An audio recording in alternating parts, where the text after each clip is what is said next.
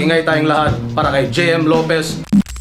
Yo, what's up mga tol? Ang mga solidong intro lines ngayong 2024. Yan ang nakapaloob sa content natin. Pero bago yon, iniimbitahan kita na i-like ang video na to bilang suporta at mag-follow at subscribe sa ating Facebook page at YouTube channel.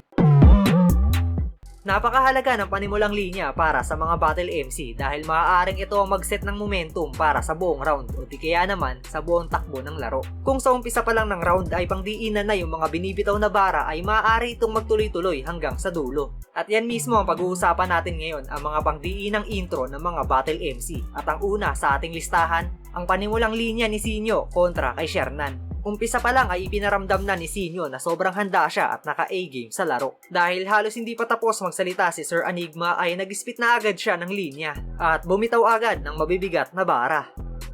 Nanalo ng coin toss! Si Shernan! Pinili niya ba ako ng Sinyo? Pinili ko talaga! Doon mo na nga lang ako mauunahan, tinanggihan mo pa! Kasi sino bang tangang gustong maging pangalawa? Baka nakakalimot ka! Nandito ka sa mundong walang may pake, pag di ikaw ang pinakaking ina ka! Numbers don't lie. So what you gonna do? Anong second most viewed? Who the fuck are you? I-remind lang kita kung wala kang clue na ang rule number 1, never be number 2. Yo, boss, thanks! Pinadali mo aking buhay sa isa buhay, kalabay, grabe ang wak. Bilang pasasalamat, pupugutan sa ng ulo, total you cut me some slack, baka mag-panic attack. Tung tinalo ni Sir Deo na abuso malala, na reverse 150 si Gago siya napasubo sa bakla. Kabal ng pagmumuka. Handang-handa, hindi man B-Day. Napasubo parang BJ. Sapagkat kung puro foul ang banat mo, ito yung DA. Kung bataan, usapan EJ. Ako right hand, ikaw PA. Uulan ngayon ng punch, sige tumuto ka sa detail. Nagtatawag na rin ng gods. Mala GL din si EJ. Kakahanap mo ng gods, di ka na makakauwi na parang PK. Gods! PK, ba't kailangan pang i-replay? Hindi niya gets at napascratch na lang sa round na parang DJ. Sunod ay yung dark humor na linya ni EJ Power. Ito, umpisa pa lang, pamatay na agad. Naging maganda yung intro na to para makakuha ng magandang buwelo sa round 1. Pero hindi lang to yung solidong intro ni EJ Power dahil buong run niya sa isa buhay ay malulupit yung mga panimulang bara niya. Simulan natin sa unang segundo. Mangyayari na rin yung laban na matagal nyo nang hinihintay. Salpukan ng flip-top bay, laban sa flip-top bay. Matagal na akong kumikitil sa Manila mula pa nung Ahon 6. Di ka na magre-regenerate kahit mag-type ng bago Vicks. Umiwas ka man sa bala ko, lumemborak malakyano ribs. Ang ending mo pa rin, airpods ni Jano Gibbs. Megan Ding, oh my God! Kasali ka na namang hayop ka. Tang ina, gahaman. The most active MC, ganyan pag matindi pangangailangan. Kayong mga aktibo nga, tolongges naman at hindi mapakinabangan. Boy, nakakahiya lang, kaya umuwi na ako para naman may pantapat si Arik sa matira mayaman.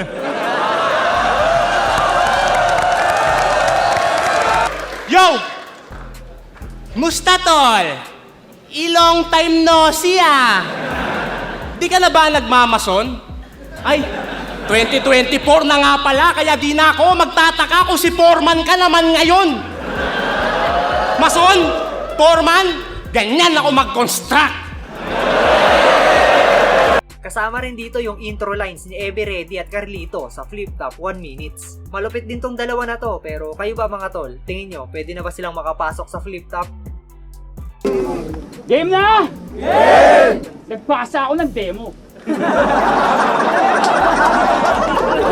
Pero hindi ako napili.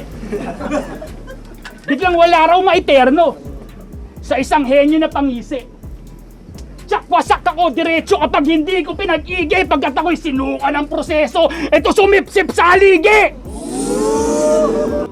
Baguhan pa lang ako, hinahamon na kita, di ba? Kaya lang maarte ka. Kailangan ko pa palang magpanggap na baguhan, makalaban lang kita. Kaya nag-tryouts ako ulit. Kasi trip ko. Ikaw pinag-tryouts ka ulit. Kasi need mo. Nilagay ka sa small room para makontrol yung kulit mo. Kaso lang teritoryo ko to, Rick. Welcome sa silid ko. Pangdiinan din yung mga intro lines ni Sorhenyo sa naging run niya ngayong 2024 Isa Buhay. Nalaglag man siya sa torneo ay hindi natin maitatanggi na isa pa rin to sa mga top tier battle MC sa liga. Siya daw ay aktivista galing UP. Palakpakan! Isa na namang aktivista na bading na puro reklamo at katwiran. Kung aktivista tong praning, malaki ang tsansa niyang lumisan kasi pinabangga niyo sa tangke. Kung aktivista niyong lumiban, pues pagpalis ko sa sahig ay makikita niyo UP yan. Harik! Bakit ganyan ka sa akin? Di ba bihasa ka sa match-upan? Di mo ba ako kaya mabigyan nung malalakas na sa raprapan? Porki ba ang lalaban ay si Maklang? Ganito na lang yung kabakbakan? Panis to sa kalaban niyang si Maklang kasi nga kampiyon to sa dakbakan. Pangimagas lang itong si Dudong. Isa kang madamot na chinchong. Ginan may ibsa ng aking gutom. Sa aking panlalamon na misyon. Ba't di pa sinabay yung 6 dito? Kung itong gago bitinchong. Pagsamahin na natin yung 6-0, saktong-sakto na milyon. Syempre, pasok din dito si GL. Alam naman natin kung gaano to kahusay magsulat. Papakinggan talaga mula sa umpisa hanggang sa dulo para mas dama kapag ikinonekta na yung konsepto ng linya. Unang chapter game! Yung taon ay 2014, nasan ka?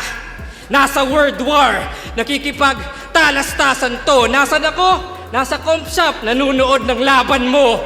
Oh, idol ko to dati kasi yung lyrics cruel.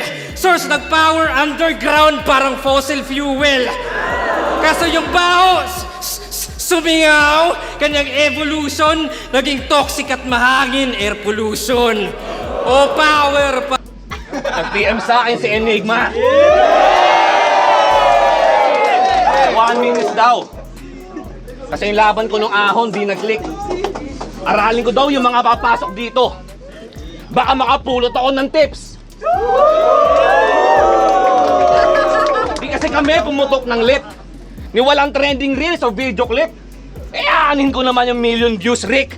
Kung punches ko pang million hits.